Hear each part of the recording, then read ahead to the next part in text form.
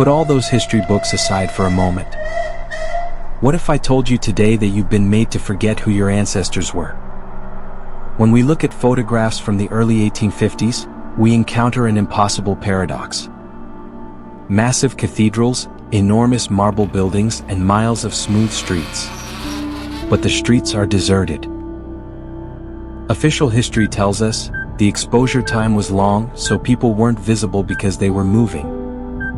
So why aren't there any horse-drawn carriages that are standing still? Why is the population needed to build those massive cities nowhere to be seen in those photographs? Or are we the descendants not of those who built these cities, but of those who found empty cities? Today we are opening the Great Resettlement file. We are looking at the mid-19th century. People were traveling on muddy roads in horse-drawn carriages. Technology was still in its infancy. But those same people created something that we would still struggle to build today. They live in cities surrounded by massive domes that are said to have acoustic marvels and collect atmospheric electricity. Isn't that a contradiction? How can a civilization which hasn't even fully established a sewage system yet? How could they build such colossal structures that surpassed Roman and Greek architecture? Or did they not build it? In a world emptied after a disaster, someone cleaned, painted, and moved into these buildings. But there was a problem. They needed a population to fill these cities. This is where the darkest operation in history comes into play. From 1854 to 1929 in the United States alone, more than 250,000 children. They were put on trains and scattered throughout the country. The official story says these are homeless children on the streets of New York. However, the numbers don't add up. Where did all these children come from? Why are there no records of these children's past? The train stopped at stations. Children were brought onto a stage and selected by farmers as labor force.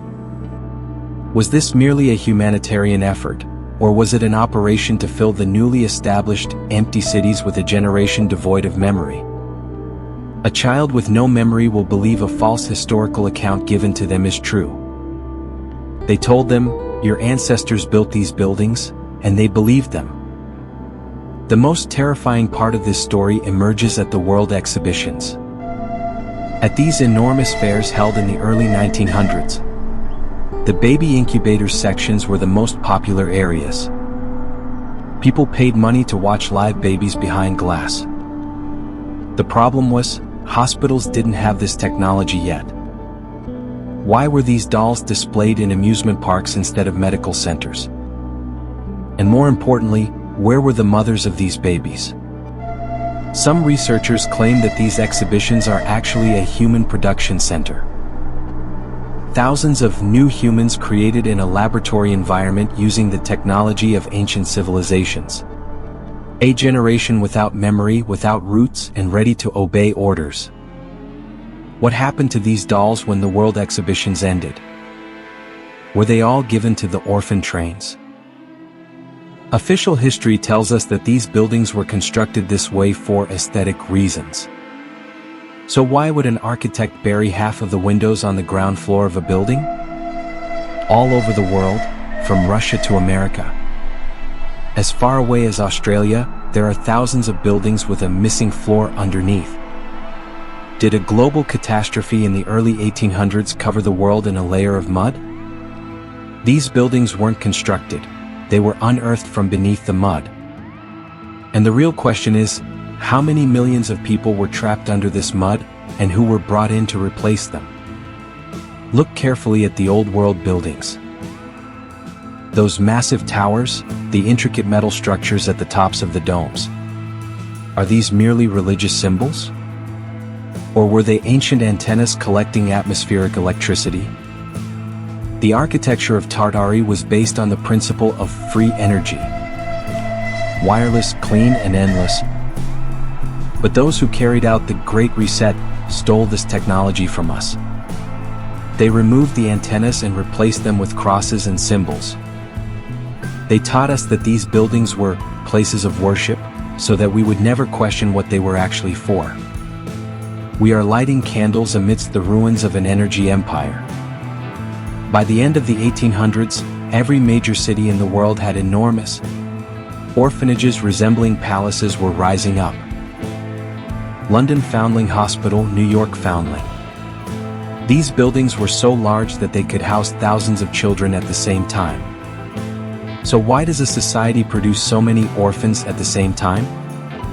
War or pandemic? There are no records of such a mass death.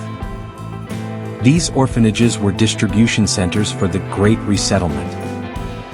The adults who carried the memory of the old world were eliminated, and the remaining children were trained with a new identity in these memory erasure centers. The 1893 Chicago World's Fair. A massive city made of marble, gold, and light, allegedly built in just 6 months. According to official history, these were made of plaster as temporary pieces. But when you zoom in on the photos, you can see thousands of tons of stonework and massive engineering. Why would someone build the most magnificent city in the world and then blow it up with dynamite 6 months later? The answer is simple: destroy the evidence. These cities were not temporary, they were the true capitals of the old world. They displayed them, said, "We made them," and then razed them to the ground to erase them from memory. As orphan trains overflow, one question remains unanswered: where are these children's parents? Unless there was a mass pandemic or war, how did millions of adults suddenly disappear? Some researchers argue that the adult population was systematically eliminated during the 1850 Great Reset. Were those who carried the memory, those who knew the tradition, and those who could use the technology of the old world wiped out overnight? Has all that's been left behind been an army of children vulnerable to manipulation and without a past? Where are the mass graves hidden? Or did they all turn to ashes in those infamous Great Fires? In the last quarter of the 1800s, a strange phenomenon occurred all over the world. Huge, thousands-of-room mental hospitals, asylums, have sprung up like mushrooms. Danvers, Trans-Allegheny, Oregon. Why were these buildings as magnificent as palaces? Official records say society has gone mad. But what if the truth is different? What if these buildings aren't hospitals, but concentration camps where adults who remember the old world and say, "You're lying to us," are confined? The last generation that hadn't lost its memory was silenced behind these massive marble buildings. The label crazy was the easiest way to eliminate those who told the truth. Look carefully at the population data. In the mid-19th century, there was a mathematically impossible jump in the world's population. Millions of people who were previously unregistered are suddenly included in the statistics. Where did these people come from? Have orphan trains and baby incubators been enough to fill this enormous gap? Or are population censuses merely fabricated numbers designed to create an imaginary past? Did those who established the New World Order increase the population by copy-pasting to fill the empty cities? Could we be the descendants of ghosts on paper, rather than our real ancestors? Children with no memory were gathered and settled in empty cities. What about them? They needed to be taught what to believe. The Prussian-style education system went global precisely during this period. Factory-like classrooms, curricula that forbid questioning, and minds conditioned by the sound of a bell. This system had one purpose: to protect those living in the magnificent buildings of the old world. But to create a working class that will never understand those buildings. They told the children, "Your ancestors built these buildings with pickaxes and shovels." The children believed it. And so the great forgetfulness was complete. No one looked up at the sky and asked, "Why?" anymore. In old world cities, you wouldn't see a single electrical cable. Because the energy was being drawn from the atmosphere, through the ether.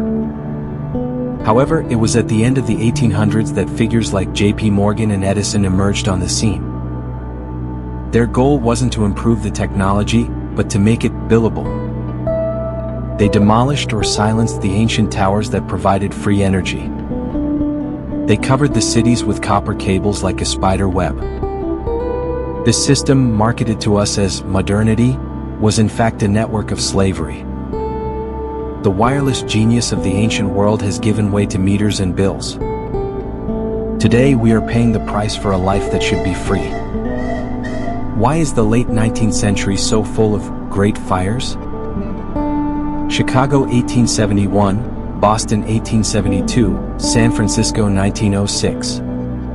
These fires destroyed not only the buildings, but also the crucial evidence. Land records, real maps, and family trees from the old world were reduced to ashes in these fires. All that was left was a clean history written by the newly formed governments. If you want to rebuild a society, the first thing you must do is burn all its historical documents. As the archives burned, humanity's collective memory also turned to smoke and vanished. Today we read the tales written on those ashes. Now ask yourself this question: your great-great-grandfather? How much genuine evidence do you have regarding his life before 1850? Why do we all hit darkness at some point? Are we the grandchildren of those children, scattered across empty cities on those orphan trains, their pasts erased? Our DNA echoes these palaces that we didn't build but in which we live. We are a generation that inherited the legacy of giants, but has forgotten how to use that legacy. Our true identities were locked away like a file, and the key was buried deep in history. The Great Resettlement was a success. We forgot. But the buildings are still there. The windows are still underground. The antennas are still pointing towards the sky. The truth is too big to hide. Today at ONYX ABLE we simply asked you questions. Because the answers lie in searching for your own roots. Draw back the curtains, dig into the earth, and look beyond the fairy tales you've been told. Because if a society doesn't know where it came from, it can never understand where it's being led. Regain your memory. True history is waiting to be discovered.